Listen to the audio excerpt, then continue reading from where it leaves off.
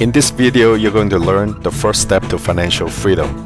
Now, actually, the first step is pretty simple. It's to take an honest look at where you are financially today, and then look at what you consider as realistic financial expectation for the future. Once you know where you are and where you want to go, then it'll be just a matter of creating an action plan and go on the financial journey. Now, let's first take a look at our own financial situation. Step number 1, fill out the information worksheet.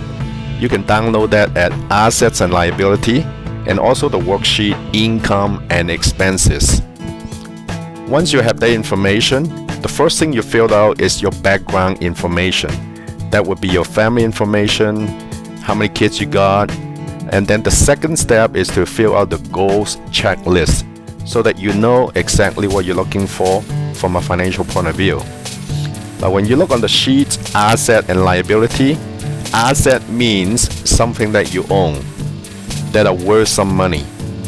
For example, your home, your car, your boat, investments, segregated fund, mutual fund, and all those information, that would be your assets.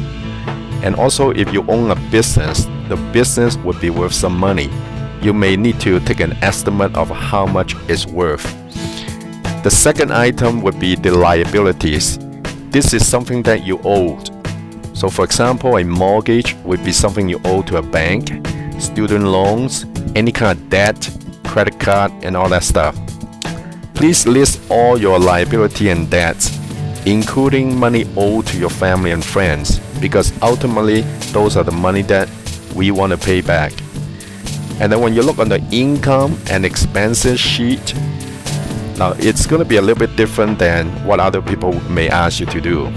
I want you to list down all sources of regular inflow of money.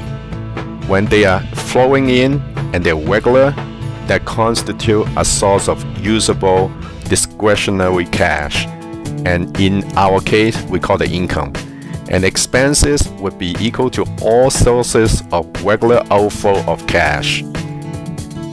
Now, if you do not find a category for some of the asset, liability, income, or expenses, you can put them down as others and describe what they are, and then we'll help you to sort them out. Now that you've done filling in the information, all you have to do is total up all your assets and liabilities. When you subtract total liabilities from your total assets, that would be your net worth at this point in time. That would be a snapshot of your financial picture for today. Now then, total up all your incomes and expenses, and when you subtract total expenses from total income, that would be your net savings, which can be used for investing for your future or paying down more debt if you want. Now, in the future videos, we'll talk about how to identify your financial independence number. We call that the FIN number, F-I-N. You may know your SIN number, you may know some other numbers, but do you know your FIN number? Why is FIN number so important to know? And why is it so important for your financial future? We will explain all of that in the next video.